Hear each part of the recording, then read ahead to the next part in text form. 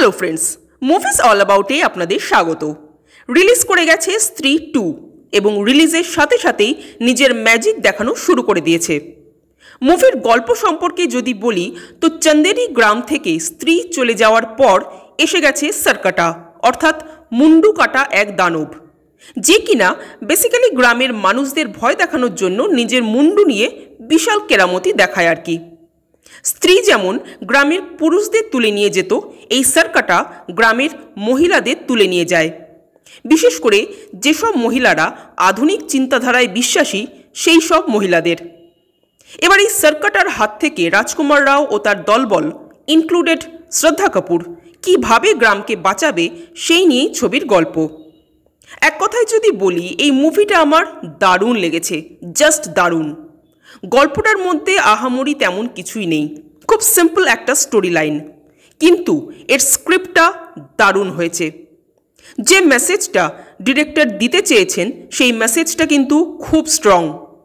তবে এই স্ক্রিপ্টটা যতটা না দারুণ হয়েছে, এই স্ক্রিপ্টটাকে তার চেয়েও দারুণভাবে দর্শকদের সামনে তুলে ধরতে যাদের কৃতিত্ব সবচেয়ে বেশি তারা হলেন রাজকুমার রাও, পঙ্কজ ত্রিপাঠী, অপার শক্তি খুরানা ও অভিষেক ব্যানার্জি। এই চারটে মানুষ জাস্ট ফাটিয়ে দিয়েছেন, দুর্দান্ত অভিনয় করেছেন, আউটস্ট্যান্ডিং। এদের চারজনের কমেডি টাইমিং এতই পারফেক্ট যে বলবার নয়। গল্প, স্ক্রিপ্ট, ভিএফএক্স এসব তো আছেই, সব মিলিয়েই তো একটা মুভি হয়। কিন্তু এই চারজন যদি না থাকতেন আমি জানি না মুভিটা এতটা ভালো হতো কি না। সব ডিপার্টমেন্টকে ছাপিয়ে গেছেন এই চারটে লোকের অভিনয়। এই চারজন দায়িত্ব সহকারে কাঁধে করে টেনেছেন এই মুভিটাকে। শ্রদ্ধা কাপুরও নিজের জায়গায় ঠিকঠাক, ভালো লেগেছে তাকে। স্ত্রীর প্রথম পার্টের মতো এখানেও কমেডির পরিমাণটাই বেশি, হরর কম। তবে হ্যাঁ, এখানে প্রচুর জাম্প স্কেয়ার আছে যেগুলো বড় পর্দায় দেখতে কিন্তু দারুণ লাগবে। বিশেষ করে সারকাটার এন্ট্রি সিনটা দুর্দান্ত, সেখানে ভয়ের অ্যাটমসফিয়ারটা দারুণভাবে ক্রিয়েট করা হয়েছে।